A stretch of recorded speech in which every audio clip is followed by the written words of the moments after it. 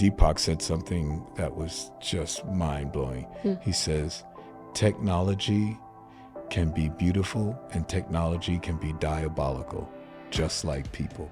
With all of the horrible stuff that's happened to me, I don't think I would change anything because that gave me the strength to go on. You know, I read something the other day that's going to sound weird, but to me it made all the sense in the world. It says that, you know, we're all going to die, but you need to earn the privilege. You need to earn the right to die. You shouldn't die until you've known that you've done something good for somebody.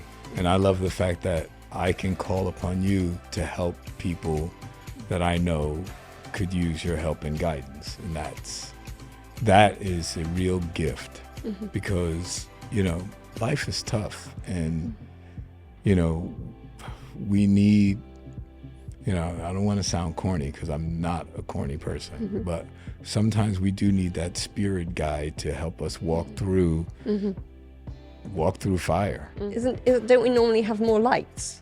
It feels like, I like the lighting, actually. Yeah, you're welcome. So part of my charity, what I do is I work with the Woodland Foundation. Okay. And they taught me a lot about beekeeping. And I thought I knew a lot about the earth. Right.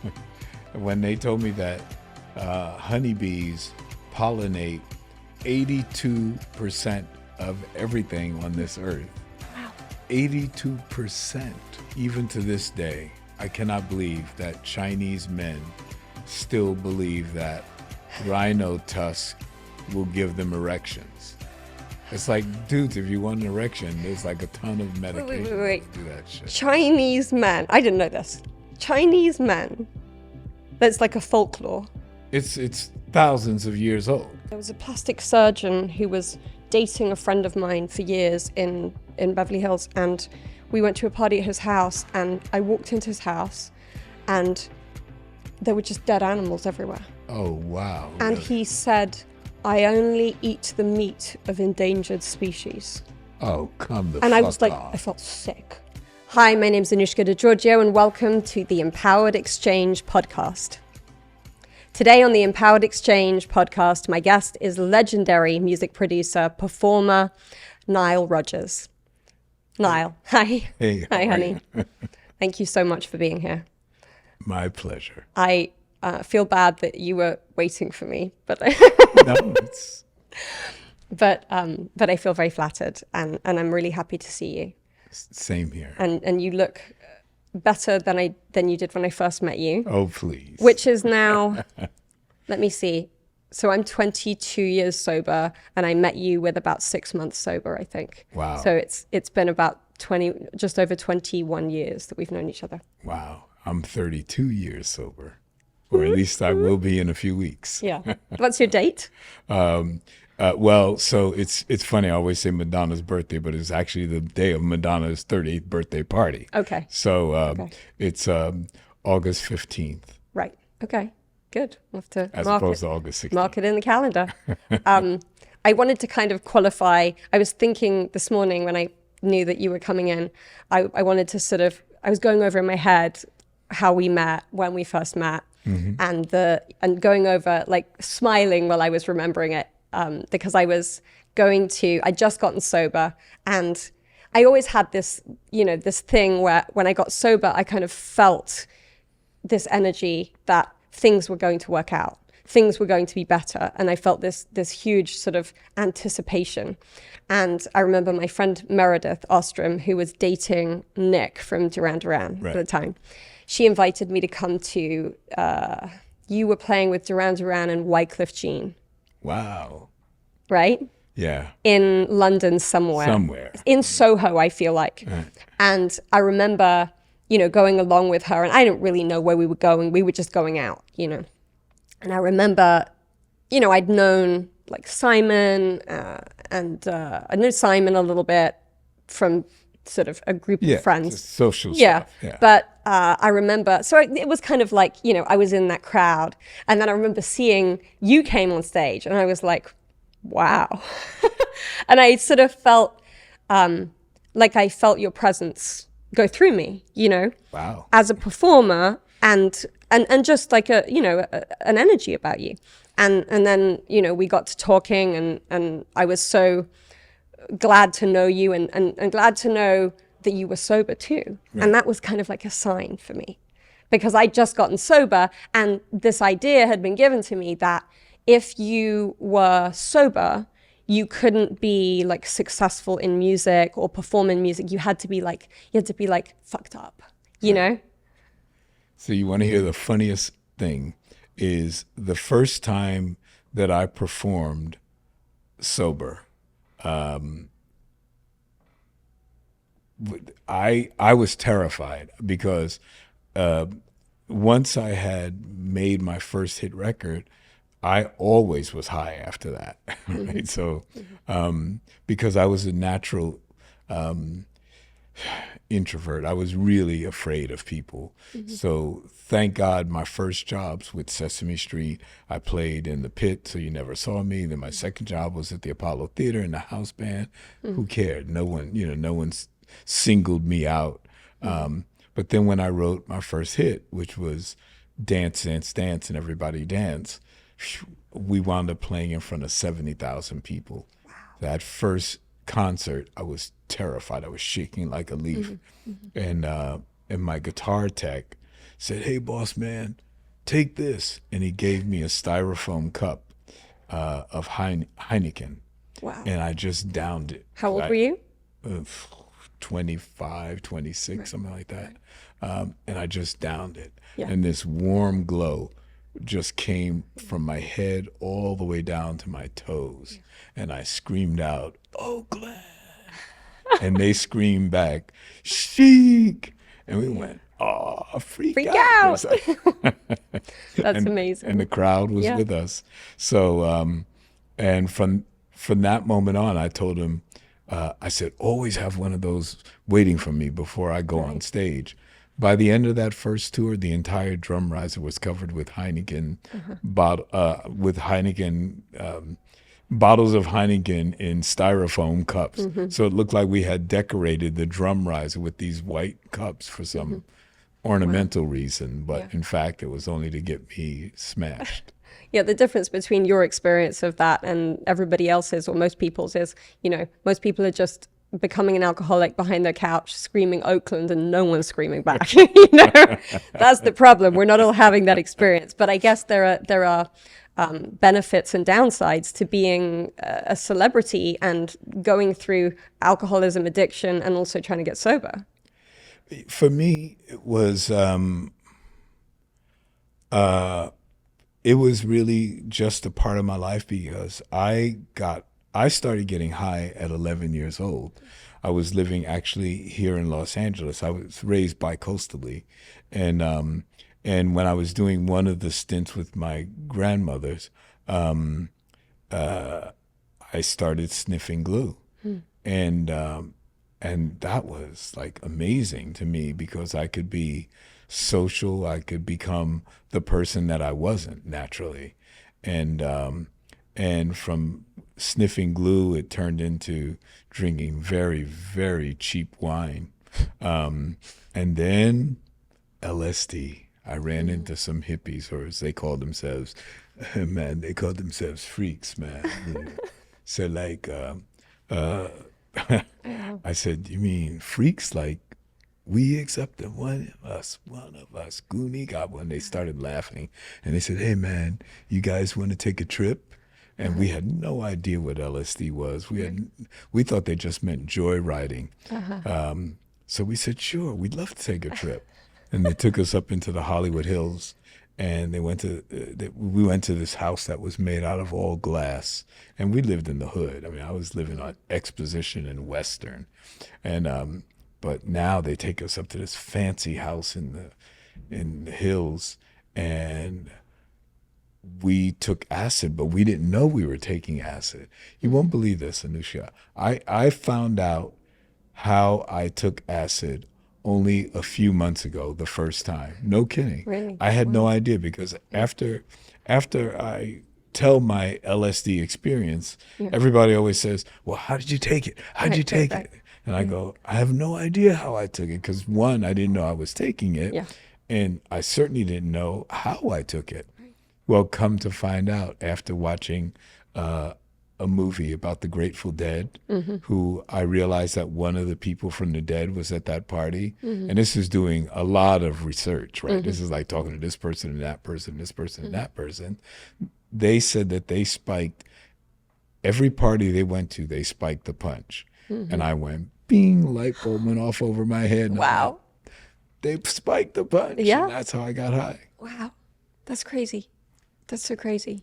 I mean, actually, LSD is something I've never been involved with. I had this intuition that it was going to be a big issue for me, because I'm really controlling. But, you know, I mean, I remember you, when we first met, you telling me about getting sober and how influential David Bowie was in your getting sober. And, you know, obviously it's all in your book, and I've read the book and I've heard it from you as well. But I think that was such a meaningful story for me. So I wonder if you would share that with us, not just, you know, that he was instrumental, but why.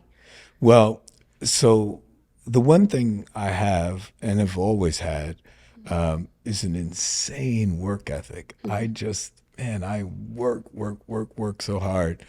I've been on the floor countless times when the artist that I was working with came in and found me completely inebriated on the floor, passed out. But as soon as they walk in, I jump up and I'm ready to go.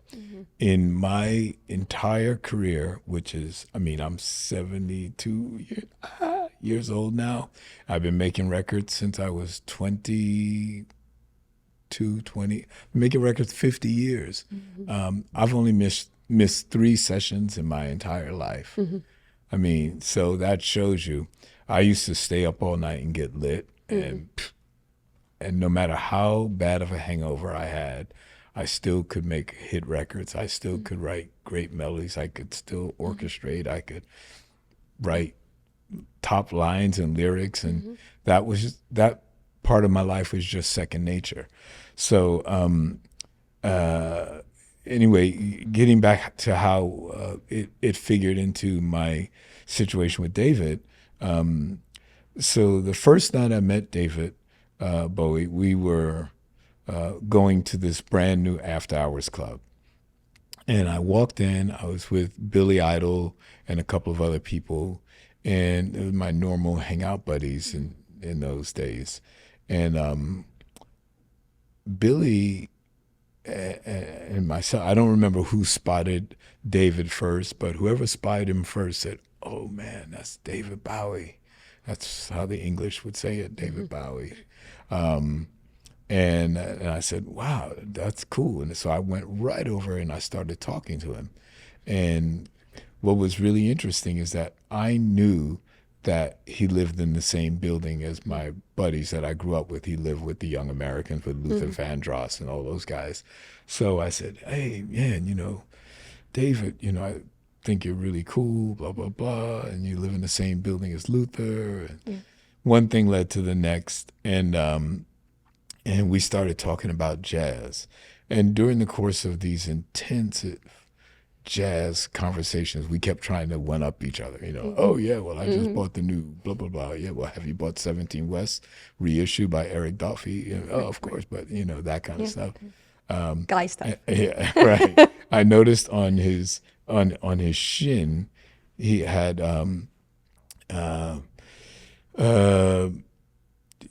it was kanji. He had you know, kanji had Asian writing up his shin, and I was like, "Oh wow, what's that?" And he said, "That's the Serenity Prayer in Japanese." And I was like, "Oh, the Serenity Prayer, what's that?" And he told me that he was sober, and just so that he would always have a reminder of how important his sobriety was, he was going to tattoo the Serenity Prayer on his leg so he could see it every day. And he didn't want it in English because he didn't. It was was not cooler about. and Yeah, well, it was probably a lot cooler, Yeah. but it was also not about showing off that he's Right. sober. So that really was powerful to me. I'm like going, man, you're gonna scar your body for life, because I don't have any tattoos or anything. I'm like going, you're gonna scar your body for life for something that I think is pretty cool to be high. right, right. Yeah. uh, It's trying to sell coolness to David Bowie. yeah, right. So it was just, it was amazing to me. So I made a real effort not to get high around David. I made a tremendous effort not to do the things that I normally would do. And what was great is that it was only, I did that entire album from start to finish in 17 days. So Which I only album? Let's Let's Dance. Dance. Yes, I Right. only had to suffer, you know. But if you for can seven- do 17 days, Right, but 17 days, man, when you're a raging alcoholic and coke and whatever, is that. I mean, that's like 17 years. Yeah. So I was able to pull that off. He never saw me lit, and I was very respectful.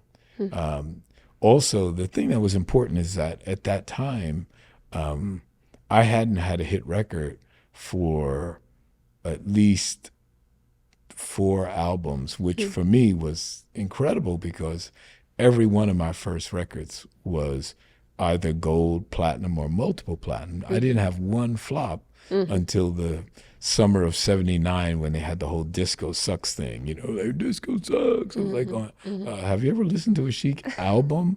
Yeah, so maybe Freak Out you might want to call disco. Maybe Dance Dance Dance you might want to call disco, but listen to the rest of the album. I'm playing jazz instrumentals. I'm playing like, okay, whatever.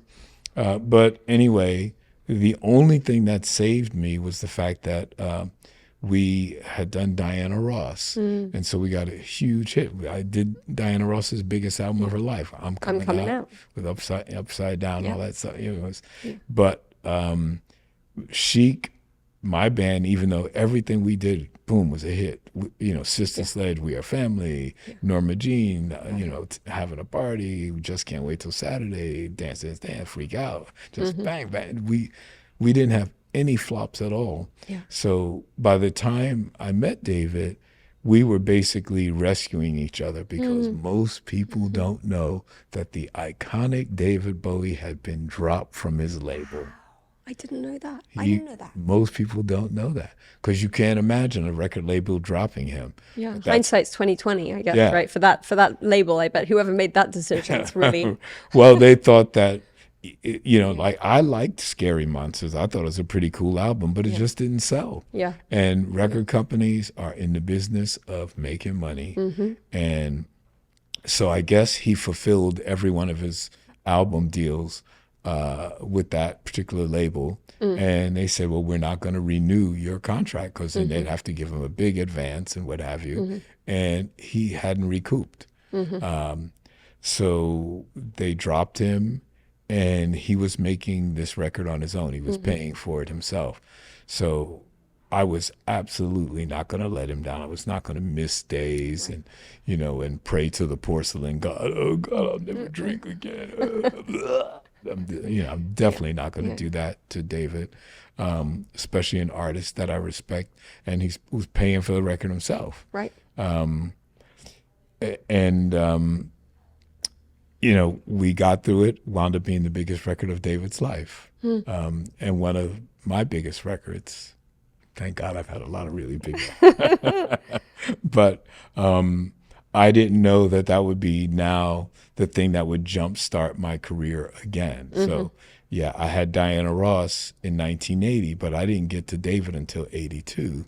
And people don't realize that when you're young like that, and I'm just making record after record after record, Right. to not have a hit, you know, you do Diana Ross and it's big, and then you put out every Chic record after that, and I don't get one hit until I do David Bowie. Then the hits started rolling in. I did David Bowie, then I did In Excess. That was a hit. Then I did Duran Duran. That was a hit. Then I did Madonna, Like a Virgin. That was a hit. Then B-52s and Rick O'Connor. And then it hasn't really stopped since then. No, it hasn't. I mean, you're on fire. I watch you and I'm like, oh my God, most people at 72 are starting to slow down a little bit, but no, you're not conventional in that way. And it seems like you're in the best shape of your life, in the best career space of your life. It's extraordinary. I think that because of my work ethic, I always feel like I have something to do, and I do. I mean, when I leave here, I'm getting ready to go work on a big Broadway musical, and it's my first one, and then I got 3 in a row waiting for me, as well as 2 films that I just finished, and it's crazy. It's I know that they say that it's politically incorrect to use words like crazy, but look, it's crazy. My life is crazy. Yeah. It's out of control in the most wonderful way, because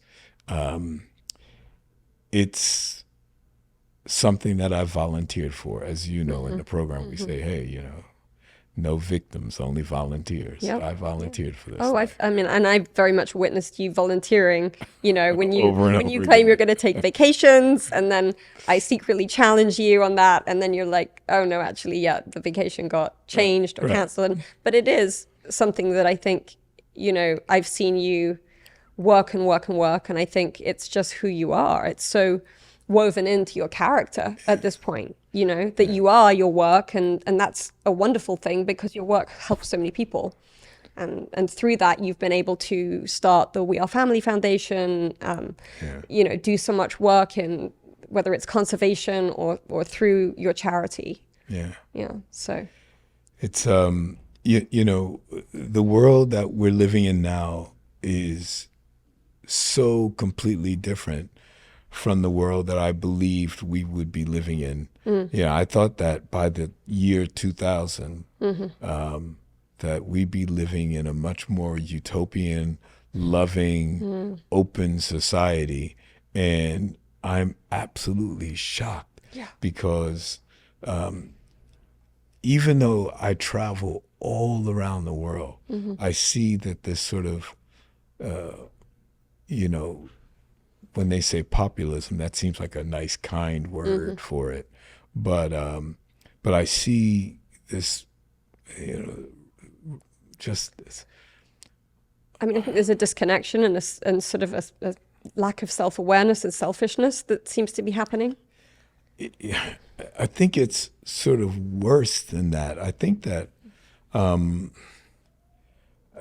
in a strange way, I almost don't know what to believe, because at my concerts I see nothing but happy people. People sometimes ask me, why do I work so hard? Like, why would I do like 2 movies, then 3 Broadway shows, but in the midst of that I'm still doing concert tours. Right. It's obvious I don't need the money, but it's because I get to talk to people and I get to see them in a loving, happy situation. I was at a show. We did a show last year, and it was a show that was really populated by a huge preponderance of Irish people, but Arabs, Jews, people from the continent, like everybody. It was just one of those resort kind of hangouts, and a big concert, and before I started the show, I just asked the people, I said, hey, guys, do me a favor. Before we start the show, I want you to look around and tell me what you see. And because there were a bunch of Irish people there, I could make a really good joke that everybody sort of went along with. Right. I said, yeah, look at that. You see Jews, you see Arabs, you see Muslim, you see Hindustani, you see, I said, look, there's, We're all just getting along. yeah, there is. Yeah, there's, Chinese people, Asians. We didn't know what particular religion they study, but I said, but what you notice is that you guys are all having a blast, and once we start playing and you start jumping around, you're going to step on people's toes and all sorts of stuff, but you're going to smile and you're going to be courteous, and it's going to be incredible. I said, why can't you take that home? Why don't you take that home with you? Why is it that you could come here and feel comfortable amongst people that you normally, and of course I'm presupposing that that some of these people probably are not as kind to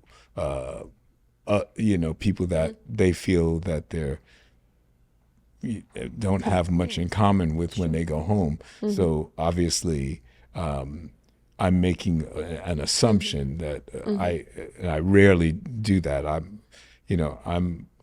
I always say I never believe in dogma, so I don't want to presuppose that or make sweeping statements about because things. it's just not true. I mean, but I just said it to make a point, and they all knew where I was coming from. Yeah.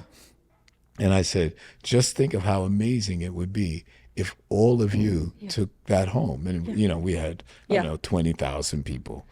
Yeah, I mean, I don't know a time in history where there's been such a divide, not just in the United States, but across the world. And music, when you look historically, has always been this great unifier. You look at even during the Vietnam War, during all the conflicts, people come together, people who, whether it's, people who would not normally mix, right? And then we have that in 12-step programs too, where you become connected to people with because you have a common problem or because you have a common love. Right. And with music, I feel like it's that great equalizer, that great unifier that just somehow manages to rise above and connect people. But your question is so valid, and why can't they take it home? Yeah. See, the thing is it's always mystifying to me. I mean, I did a gig a couple of years ago in Saudi Arabia, and my then manager was like going, "Oh, don't tell anybody you went to Saudi Arabia. Oh my God." And I said, "You know what, bro? Let me tell you something. I give everybody a chance before I go off and say, whatever." The people that we were working for were artists. They just had built this brand new gigantic film studio. And I thought, well, if you're going to invite a band like me, it's pretty easy for them to look up my past. They know I'm a pretty left-wing kind of guy, and they know that I'm a pretty open person. So they knew what they were in for. So I got there, and believe me, I've been to many, many, many countries in the Middle East. When I used to start gigging in the UK, this is before any of the revolutions. I used to go to Beirut and in the Middle East and all kinds of places, play with all different artists all the time. I mean, it was so common. I mean, going to Beirut was like going to Paris. It was nicer than going to Paris in a way. Had a much better beach. Yeah, true that. Yeah. So Lebanon was cool. Egypt was cool. Every place was cool. Yeah. Iran was cool. Right, because there were cool people there, and also cool people came to your shows. Yeah, but this is before I was well known. This is like really at the beginning, where it was actually just disco music, as they were calling it, was well known. It was starting to blow up. So it was just we would go wherever the gigs were. Anyway, the only point I was making is that people always treated me with kindness and respect because they knew I was a musician. Right. Now, I don't know what that meant to their culture, but for some reason, the most racism I've ever experienced is here in America. Right. is not. I can see that. I mean, coming from England, you know, we have a very, of course, racism is alive and well. Oh, in all England, over. big time. And in England, absolutely. But I do think you know, I don't experience racism in the same way. I'm a privileged white woman. That being said, I have eyes, and I know not to judge somebody not just on how they treat me, but how I see them treat others. Right. And I've definitely seen in this country, there's this, and I've experienced the abuse of power, the imbalance of power, the way that certain minorities get treated differently from the get-go. And it's disturbing. I feel as though in England, of course, there are racist situations and there are specific incidents that are really disturbing, but I feel as though we've been integrated with other cultures for far longer. Absolutely. And it's far more accepted. So when I was growing up, I had friends who were Jewish, I had friends who were Arabs, I had friends who were from all different Indians, Pakistanis, and I didn't know what religion they were. It never came up. It didn't come up what their family belief system or what their religion or it was just they were my friend. And I don't know how that got so lost. I know. You know, I mean, it's so relevant now with what's happening in the Middle East. There is so much tragedy, and it saddens me to such a degree to see that people have lost sight of basic humanity. It's amazing to me because, you know, I have friends, I have colleagues, I have kids in my charity. It's funny, I call everybody a kid now. I'm 72, so they call me dad. Like, you know, these next thing I know, they're grown-ups and they have children of their own. I'm not calling you dad. Okay, it's cool. But it's really heartbreaking because Middle Eastern people are so loving. It's just phenomenal to me. And you know, I remember seeing the film Terror in Mumbai, and it just it reminded me how small groups of people can really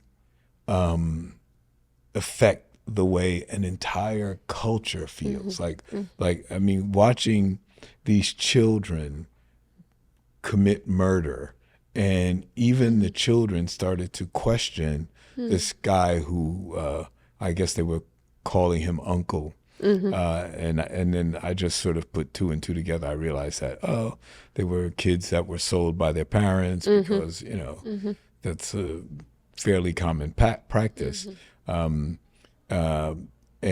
this guy, uncle, had, you know, sent these kids to Mumbai, and they went on this murderous rampage. And I remember this heartbreaking scene where this one kid sees a Muslim woman in the stairwell, and he says, you know, uncle or grandfather or whatever they call him, he says, but she's of the faith. You know, what do we want to do? And he tells the kid, we just need body count.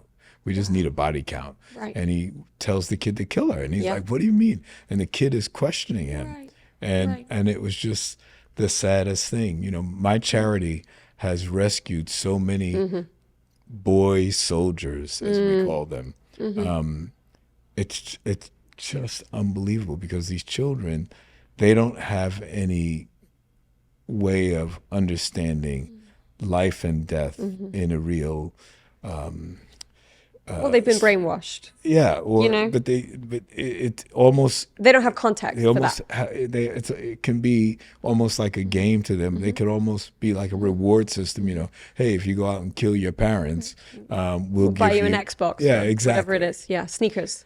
Yeah, and you know, and I still talk to so many of them now. And it's just heartbreaking. And I say, you know, how do you feel? What do you do now that you've been liberated from that situation? and they'll tell me, I spoke to a kid the other day, just last week, and he says, it's funny that in my heart, I still feel like I'm a soldier, but I'm a soldier for good. I couldn't beautiful. believe it. That the first words out of his mouth were, he still feels like a soldier. I was like, dude, where are you coming from? Yeah. And then to have him flip it like and that. then he flipped it on me. And he said, I feel like I'm a soldier for good. And he was asking me to license one of my songs. Oh, yeah. I mean, what the motto of your charity, the We Are Family Foundation, is, if you don't stand for something, you'll fall for anything. Right. Is that right? Well, that's your motto, but it's motto. kind of carried over, and I feel like that's such an important message right now, is because people are wary. People are wary of even standing up for basic humanitarian rights, for fear of being persecuted, judged, themselves attacked. If you've led the kind of life where that is not uncommon, you sort of, I don't know if it makes you braver or whatever, but like the amount of times that people have put guns in my faces, whether it be police officers or just, it's funny. Someone, go off the rails here a little bit. Someone just reminded me, a person that I'm doing a big project with. He's a huge artist, really respected, and has been for a number of years. And he reminded me of when he was a kid and he was here demonstrating, and he was handcuffed and beaten and put in jail. And he says, and the guy that was standing right next to him was Charlton Heston. Wow. Because people don't remember that California was a open carry state. When I was a little kid and I would hitchhike to the skating rink, there would be dudes with gun racks in their car. Most people don't think of California like that. They think, oh man, we're like hippies and blah, blah, blah. Well, yeah, we were hippies, but at the same time, people like my grandfather would go to Bakersfield and go hunting and shooting jackrabbits. Right. He would try and get me to do that, and I'd always miss on purpose. And he would say, you're just a little chump. I'm like, oh, no, I don't want to kill a jackrabbit. I mean, you talk about, I can't remember the amount of times someone put a gun in my face. I mean, and you talk about it with such kind of like such a throwaway thing. Those things, I mean, because I've had my own experience, my own traumatic experiences, and do those things not sort of still live inside you?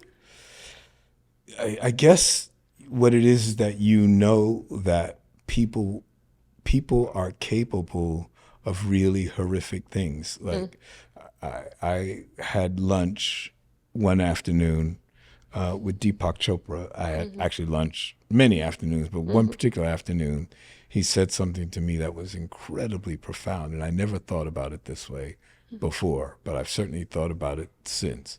We were talking about technology, and we were talking about AI at the time, and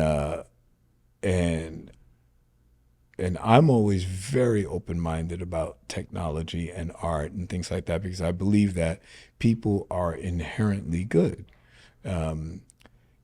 Most people are just neutral, like they don't really care. And that's the problem right now. Yeah, well, most people are just like, okay, so what? Comme si, comme ça, But the people who are really dedicated to bad stuff are really dedicated. Anyway, so Deepak and I, we were just talking, and we were talking about technology. Obviously, my science background. So I was talking about quantum computing and things like that, and AI, and how fantastic we can make the world, all of the great things that we can do, that we will invent in the next 20 years that you will not believe will be more than things that have ever been invented in history. And Deepak said something that was just mind-blowing. He says, technology can be beautiful and technology can be diabolical, just like people. People can be beautiful and people can be diabolical. Yeah. And I never thought about it like that. So he was saying that, yeah, no, you're right. Yeah. This technology can be wonderful, but it can also be diabolical. And that's the problem in today's world, because you don't even need states to do really horrible things. Individuals can do really horrible things. Yeah. I know very smart people who can do really bad stuff if they wanted to. Yeah. And that thing that, the only thing it takes for evil to triumph over good is for enough good people to do nothing. Right, exactly. And that's what we're witnessing right now. Yeah. And I think now it's just starting to shift. I mean, with the situation with Gaza, with the West Bank in Palestine, we're just starting to see that all the artists, all the leaders of countries are starting to recognize whatever your belief system around this situation, whether or not you have some kind of alliance or a sense of alliance with Israel, whether you have that with Palestine, there's a basic humanitarian crisis, and we don't starve children. Right. I have so many friends that are from Israel, born in Israel. They are out on the picket lines and, against the current government, Netanyahu, big time. I mean, big time. And I think to myself, I watch people throw around words that they truly don't understand the meaning of. I was at a powerful forum with room full of billionaires, and everybody loves to throw around the word socialism.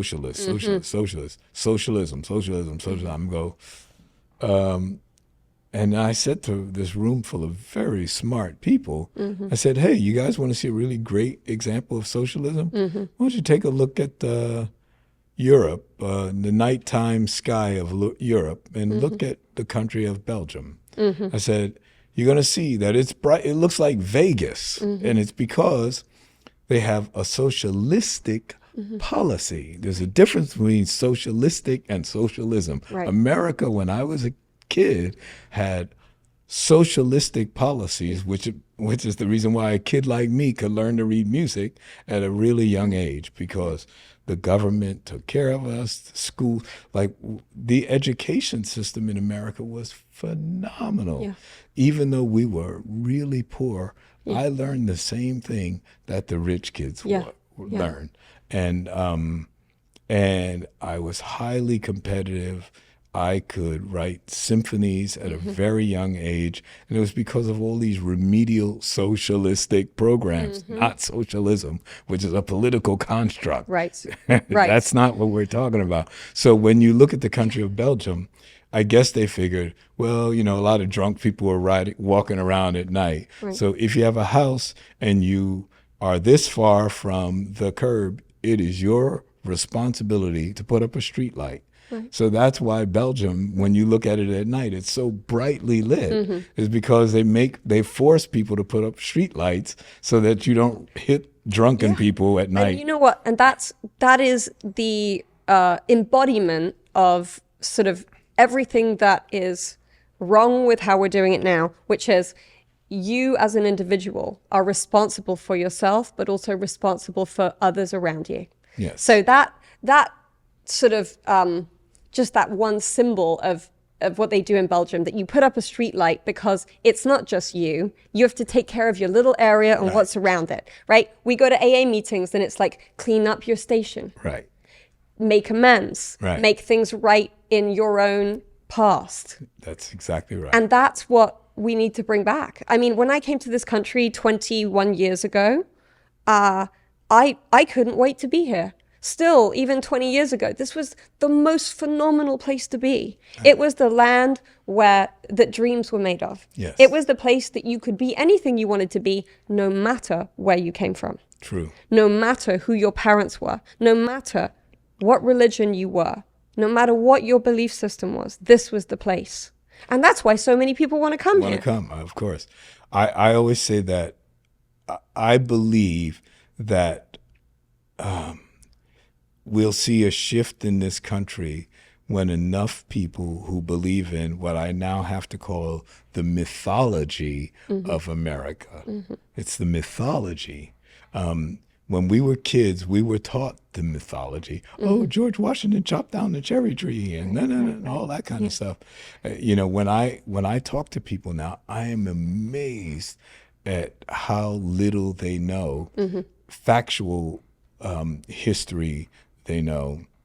I'm amazed that school doesn't require people. I mean, look, I have to say, even in my own family, my little brother graduated from high school and he was functionally illiterate.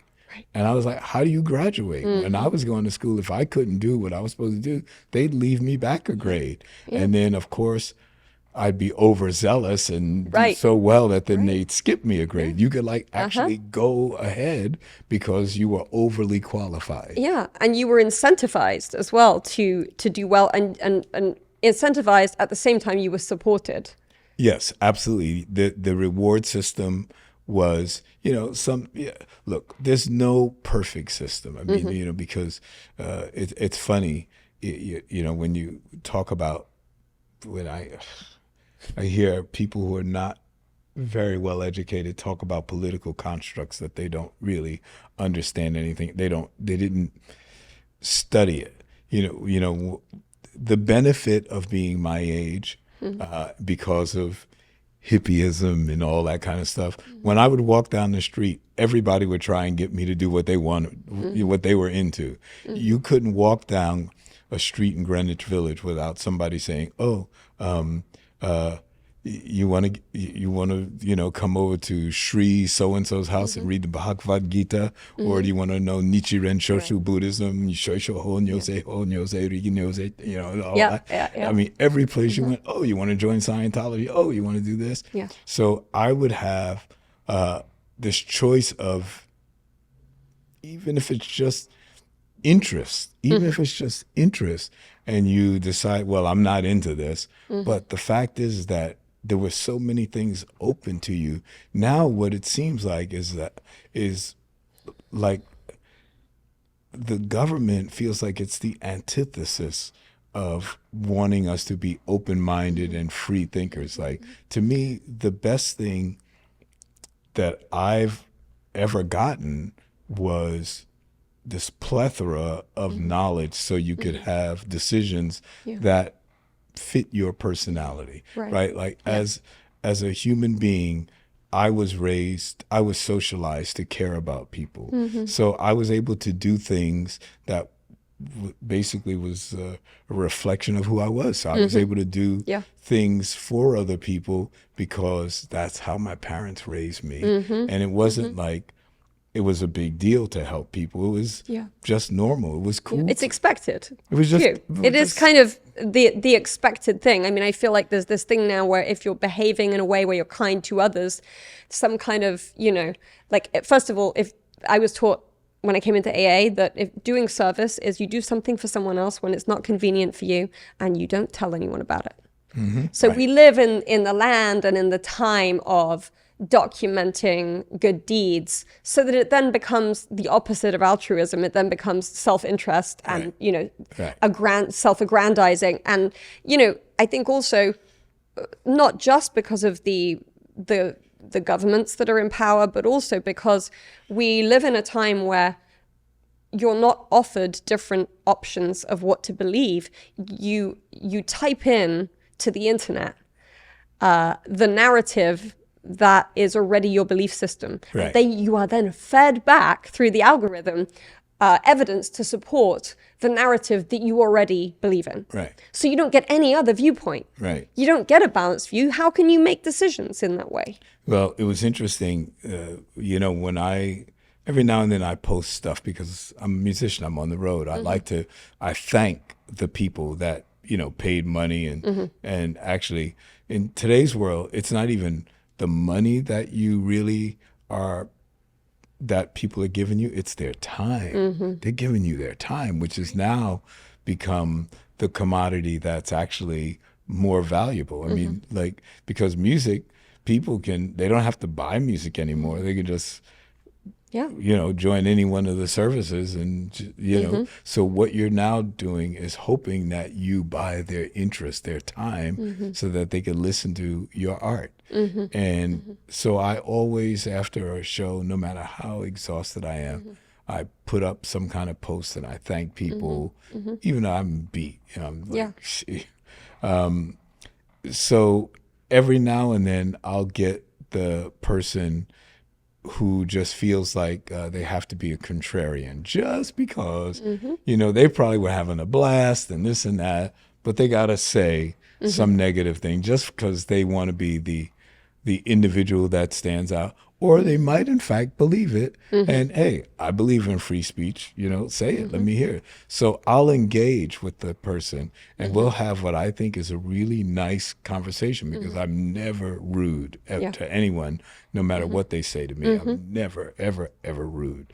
So I realize that when I engage in these conversations, and to them it's like a battle, like they're fighting me, but I'm actually just giving them what I believe is common sense.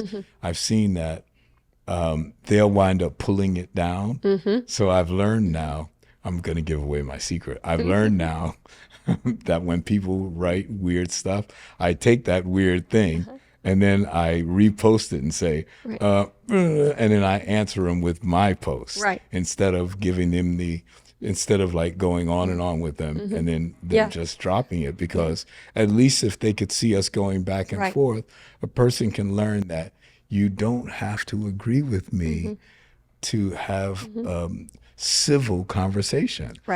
As a matter of fact, I always say, I like to hear the opposing viewpoint because I want to get smarter. If you can make me believe what you believe, then I believe that you're smarter. And I'm certainly not a dummy. I'm not going to just go along with it. I'm just going to I don't believe in blind faith. That's just not me. So, but if you can convince me that where you're coming from is right, thank you. Please That's me. One of the things from the moment I met you and through all these 21 years that I've known you, you've always had this hunger to learn. And with that, sort of a very much a lack of ego, where you're willing to learn from, whether it's a homeless person or a child showing you like a new guitar lick and you're genuinely willing and ready to learn. And you show up grateful, and you show up willing, and you show up with grace. And that, even the thing you say where no matter what someone says to you, you're always polite. You're never rude to them. That's a precept for success. There's a great book called Success Through a Positive Mental Attitude, Napoleon Hill. And it's one of the precepts to success is having a good attitude. If you have a good attitude, then someone can only fight with you if you're willing to fight with them. And it doesn't mean you have to agree with them, but it means that you don't need to engage with them in a way that increases the level of conflict. And that's because also you don't need to be liked. And also the fact is that I believe that having a peaceful life is so much nicer than having a life loaded with turmoil, because that's normal. Your life, people don't pay you to do a job because it's something that you're like thrilled to do. They pay you to do the job because it's something that they don't want to do, or they can't do, or whatever. So I'm so grateful that I get paid to do a job that I'm thrilled to do. But boy, I'm telling you, I've had some of the worst jobs you can imagine. I've done, horrible jobs that I was just embarrassed. Like, I can't believe I'm doing this, but I certainly would rather do that than do something bad. That my entire life, I'm not bragging, I'm just giving you, I don't even have to tell you, you know. You don't have to. But I've never stolen anything. I always think to myself, man, how do I know how hard this person may have worked for that? It's like, even when I was at my worst, when I was a drug addict and I was really poor, that's tough. When you're an addict and you have no money, wow. But I panhandled and I was spanging, give them a spare chain, blah blah blah, and it was funny that people helped me. They took pity upon me. They were like, "Wow, I was actually taken in by one of the wealthiest women in America, and they let me live in their Park Avenue apartment." And I was like, "Are you kidding? I'm a street urchin. Are you crazy? living on Park Avenue." Right. And they just said, "No, man, you were so nice, and we love the way that you." There was and I remember this like it was yesterday. I was 16 years old, and this troop of kids came walking down the street, and I could see that they were from the school of the deaf. And they couldn't make out, words. They had to look at your mouth and read your lips, but I could do sign language. So I panhandle in sign language. And these two women came up to me and said, "That is the coolest thing ever." That is pretty cool. And invited me. And this was the woman, she was the heir to the Firestone tire fortune. And I remember reading her autobiography, and she says, "I met this kid named Nile Rodgers. And I let him lie on my couch until he could stand on his feet." Yeah, that's pretty amazing. I feel like, with all that you've lived through, because I've watched you walk through very difficult things, losing your mother, losing many people that were inspirational to you, close friends, walking through having cancer multiple Twice. times. Yes. And how do you think, because this podcast is about people who've been successful, who've also overcome adversity and overcome difficult things. So how do you think walking through these difficult things has changed you? I saw someone yesterday. I was talking to someone yesterday who was doing a project where they were talking to their younger self and was telling their younger self all the things that they would have to go through. And I was just curious about the project. And I thought that with all of the horrible stuff that's happened to me, I don't think I would change anything, because that gave me the strength to go on. We're not delving into it, but I was raised very sickly and was brought up in a home where, the person who was supposed to take care of us was a serious child abuser. And I remember trying to explain it to my mom, and I didn't have the vocabulary. I was so young. I didn't have the vocabulary to explain to my mother what this guy was doing to everyone except me. Oh, like, really? But in my mind, that's what I thought. Yeah. Even though I could describe perfectly what he was doing to every other kid. Wow. So I can't believe he wasn't doing it to me too. But I honestly have no real memory of it. But after, years of therapy and all sorts of just trying to get better, just choosing, oh man, I can't believe I'm going to say this, Anouska, this is so simple. Choosing a happy life or a happier life is better than choosing to wallow in the stuff that is invasive and it's hurtful to you, and it just makes you feel bad. And I know your story, so and I know a lot of those girls' stories. You know how people used to make fun of me because I used to rescue girls from like a bunch of big pop stars. Right. Like now stuff is coming out, but like I would go to certain, I'm not mentioning any names, but I would go to certain parties that people were throwing, and like I would go there, and if I went there with a date, the girl would say to me, Nile, I can't find my purse. What do you mean you can't find your purse? We're not that high yet. Right. Give us 3 or 4 hours. We may not be. Yeah. I won't be able to find my car. But and then I would look under the bed and find all the women's purses, all the girls' purses. And I thought, wow. Yeah. I thought you were cool, like I can't believe it. And, and things like that. That's just one situation. But, like so many of my friends would tell me, Nile, if it weren't for you, man, I don't know what would have happened or this and that. And I remember when you and I first met and you were telling me your story, and I knew also some of the other girls, and just, when you're in the rock and roll business, you do meet a lot of people, and you see the gamut of what I would situations, some that I feel, hey, if that's what you're into, it's cool, as long as it's reciprocal and it's cool. I would even Consensual. I'd find some of my pardon me. Yes, I'd find some of my friends. I'd be curious. I was like going, oh, well, what are you getting out of that? Like, Right. one of my best friends was into being hung from the ceiling. I was like going, By their neck? no, by no. what? I honestly, I would try and I need to know by what. I would try and get it out of her. I would she liked to be tied up and hung up. Suspended. And I would say like, okay, so Whatever floats your boat. right, to me, Right? well, to me, it's simple. If you're having some kind of sexual encounter, like there's a beginning, a middle, and an end. Right. Right. How do you know? How do you know when the end is?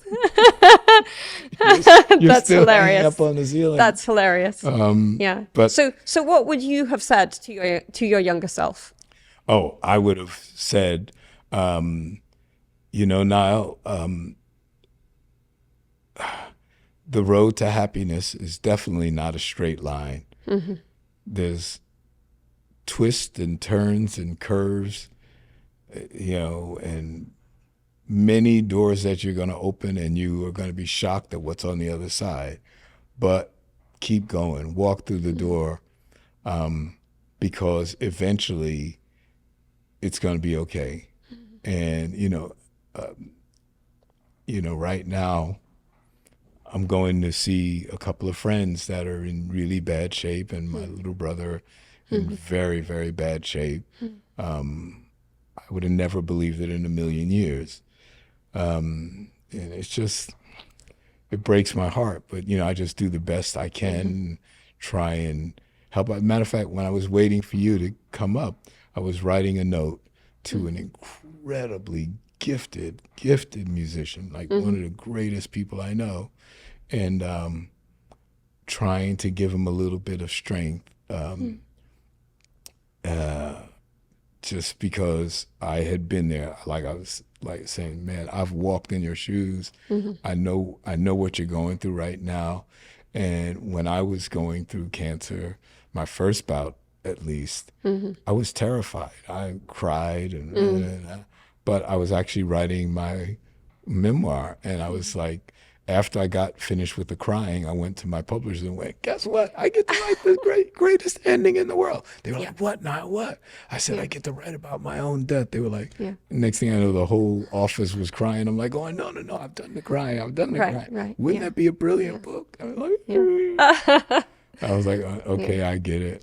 And then thank God I didn't die, and everything is cool. And my editor said, now that ending that you have in the book, can we just start the book with that story? And I was like, oh, that's actually a cool idea. Yeah. And then that's like with your songs too, you put the hook at the beginning. Right, exactly. Exactly. You taught me that, if nothing else. Right. So, I got to say, it's really great to see you.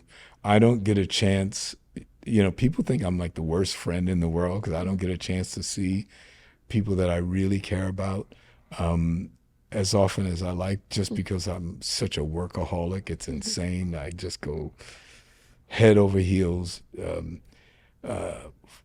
full out when I take on a new project.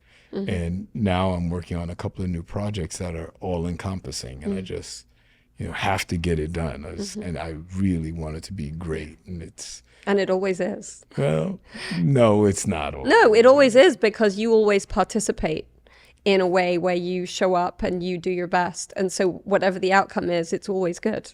I do that part, Right. but unfortunately, in the world of commercial art, you are sometimes only judged by the financial success, and that's really tough. Because we have no other barometer by which to judge. It's like, hey, are you number one? Thank God I've had a lot of number ones, so I don't really. You can coast a little. Yeah, I don't lament. No, it's true. Like, so I just try and have the greatest time that I can with an artist, because I say to myself, our business is just like any other business. Most businesses fail. So if we're just like everybody else, we're probably going to fail. So why not have a really good time while we're doing this? Amen to that. So now you're working on your second Broadway show. Second Broadway show? Second Broadway right? show. Are you allowed to say what it is? No, I Okay. can't. All right, I'm not saying it. Under NDA. And you're still the face of Chanel Asia? No, Or that wasn't Chanel. That was Chanel all around the world. Chanel all around the world? Yeah. We just happened I just saw the Asia poster. Yeah, Okay. that was a good right. one. Okay. Yeah. No, so, so I did that for 2 years. And now, wow, all the new jobs I have. So now I'm, of course, I'm the chairman of the Songwriters Hall of Fame. They've just, I had a position at Abbey Road that, I felt like, I should share that, it's just, it felt weird, like, me being, the chief creative at Abbey Road. It was really cool. But so now I'm chairman of a platform at Abbey Road, called Audio Movers, and it's really basically about remote recording, because nowadays remote recording is so important, especially for a guy like me. I mean, I'm traveling all the time, so Audio Movers is a perfect spot for me, and and I get to share stories, and I get to talk. Oh, how could I let this go by? I'm the only ever artist in residence at Apple. My contract says that there's never been one before me, and there'll never be one after me. Wow. Yeah. How did you get that deal? I don't know. Just being you. They wanted me to be the artist in residence. So Wow. I'm working on a film or two. And I have my radio show, which I'm very proud of. We get high in the podcast ratings. I've been listening. Yeah. And now they're following my format, which is like, whoa. Yeah, very cool. So it's great. Yeah. Like I said, my younger self, I would say, nah, just keep going. Yeah. It's all going to be fine in the end. And, yeah, I just want to have the best life I can. And, I read something the other day that's going to sound weird, but to me, it made all the sense in the world. It says that, we're all going to die, but you need to earn the privilege. You need to earn the right to die. You shouldn't die until you've known that you've done something good for somebody. If you've done something good for somebody, then you can die. That's lovely. But if you're just only into yourself, you should live forever. Yes. Yeah. Well. And even though it sounded weird, I understood where the person was coming from, that, knowing that death is inevitable, at least it is right now. According to my quantum mechanics friends, they're like going, well, no. But anyway. Well, I will say that I think you look the most peaceful and the happiest of all the time I've known you. I am. And it gives me great happiness to see you like that. And I want to thank you for mentoring me and for being my friend and being loyal and kind and understanding. My life changed direction after I met you in so many really good ways. And I never take that for granted, that that the trajectory of my life went in a completely different direction. So many great things happened just from meeting you. And I always tell people that are struggling, you never know on which day your life, you will meet the person or the people or the situation that will change your life in a really great way. And your whole job is to be ready. Yep. Be ready, be willing, be grateful. And bravo. And that's something that I saw in you, and it's something that I draw on myself. And I'm just so glad to know you. I'm so happy that you gave me time today, and that you know, that we get to spend a little bit of time whenever we can. The feeling is mutual, and I adore you, and I love the fact that I can call upon you to help people that I know could use your help and guidance. And that is a real gift, because, you know, life is tough, and, you know, we need, you know, I don't want to sound corny, because I'm not a corny person, but sometimes we do need that spirit guide to help us walk through fire. I mean, now I've had to walk through fire over and over and over and over and over and over again. Well, I think we both found our calling. Yeah. You know? Yeah. Thank you, Nile. Great. I adore Thank you. Same here. Thanks.